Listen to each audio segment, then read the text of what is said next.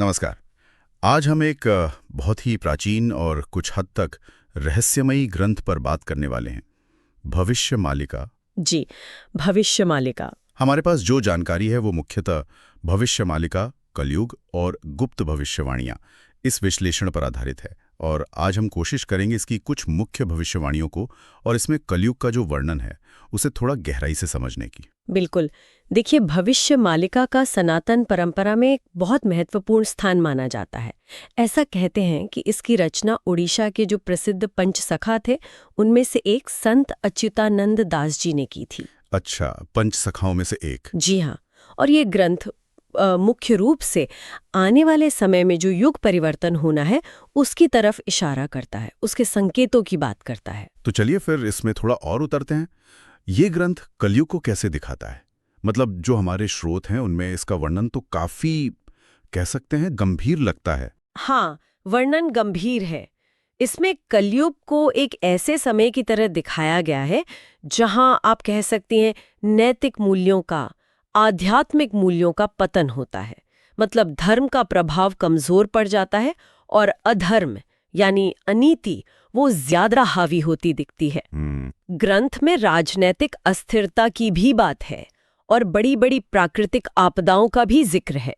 ये सब उस समय की उथल-पुथल को दिखाता है। और ये बात भी है शायद कि जो सच्चे संत हैं या मार्गदर्शक हैं उनकी कमी हो जाएगी और आम लोगों में एक भ्रम की स्थिति पैदा होगी। ये तो समाज के लिए काफी चुनौतीपूर्ण तस्वीर है। बिल्कुल। ग्रंथ का इशारा इसी तरफ है कि जब समाज में अधर्म बढ़ता है तो सही और गलत में फर्क करना मुश्किल हो जाता है।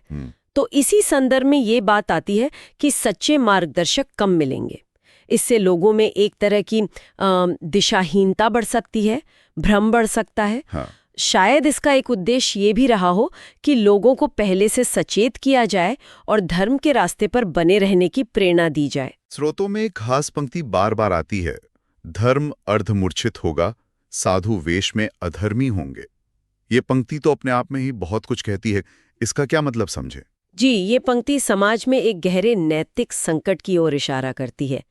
धर्म अर्धमूर्छित होने का मतलब शायद ये है कि धर्म का पालन, उसका असर वो लगभग आधा रह जाएगा, या जैसे वो अपनी चेतना खो रहा हो। और साधु वेश में अधर्मी का मतलब तो काफी सीधा है कि कुछ लोग बाहर से तो संत या धार्मिक दिखेंगे, लेकिन उनके काम, उनके कर्म वो अधार्मिक होंगे। अच्छा। और इससे क्या होता है?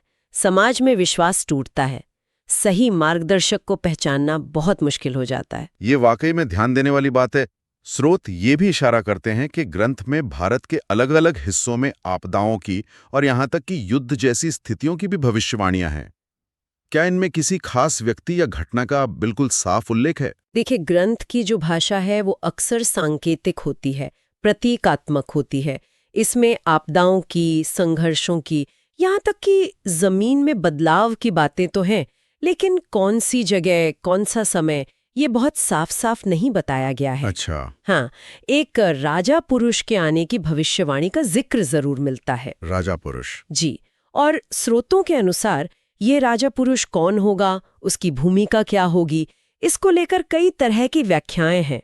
कोई इसे एक शक्तिशाली शासक मानता है, तो कोई एक महान आध्यात्मिक नेता। ये पहलू ग्रंथ के सबसे रहस्यमय हिस्सों में गिना जाता है, क्योंकि संकेतों की व्याख्या अलग अलग लोग अलग अलग तरीके से करते हैं। और यहीं पे बात और दिलचस्प हो जाती है।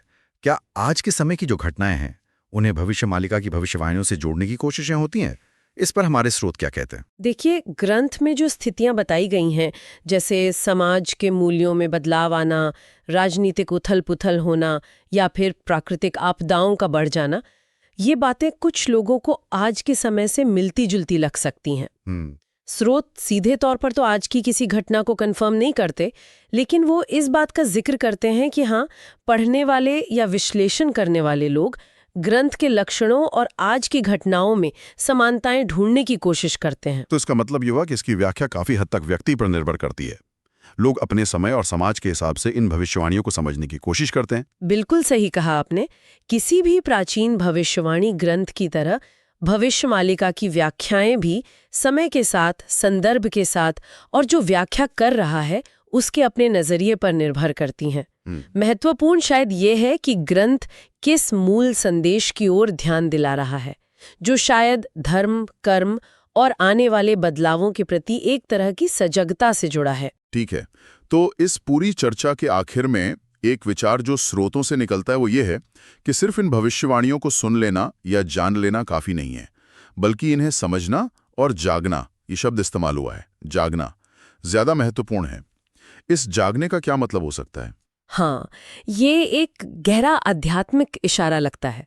समझना और जागना का मतलब शायद आत्मनिरीक्षण करना, अपने नैतिक आचरण पर ध्यान देना और एक तरह की आध्यात्मिक तैयारी करना है। इसका अर्थ ये हो सकता है कि इंसान बाहरी घटनाओं को तो देखे ही, साथ में अपने अंदर के मूल्यों पर भी ध्यान दे, धर्म के रास्ते पर चले और आने वाले समय की जो भी चुनौतियां हों उनका सामना करने के लिए मानसिक और आध्यात्मिक रूप से खुद को तैयार रखे। तो ये सिर्फ भविष्य जानने की बात नहीं है, बल्कि वर्तमान में सही तरीके से जीने की बात भी है। तो फिर अंतिम सवाल ये मन में आता है कि इस तरह का ज्ञान हमें किस तरह की तैयारी करने को कहता है? क्या ये पूरी तरह से एक व्यक्तिगत साधना और अपने आप को सुधारने की बात है, या इसमें किसी सामूहिक चेतना या सामाजिक बदलाव का भी कोई संकेत छुपा है? ये वाकई एक बहुत अच्छा सवाल है और शायद ग्रंथ हमें इसी पर खुद सोचने के लिए छोड़ता है। हो सकता है इसमें दोनों ही बातें हों, व्यक्तिगत स्तर पर अपनी चेतना को जगाना, धर्म का पालन करना, और साथ ही सामूहिक स्तर पर समाज में जो अच्छे मूल्य हैं उनको बनाए रखने या फिर से स्थापित करने की कोशिश करना। शायद सही रास्ता व्यक्तिगत और सामूहिक दोनों जिम्मेदारियों के संतुलन में ही है। बहुत गहरा विचार है।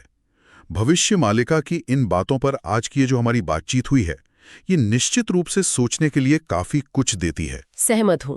ये विषय है ही ऐसा जटिल है और इसकी परतें धीरे धीरे ही खुलती हैं।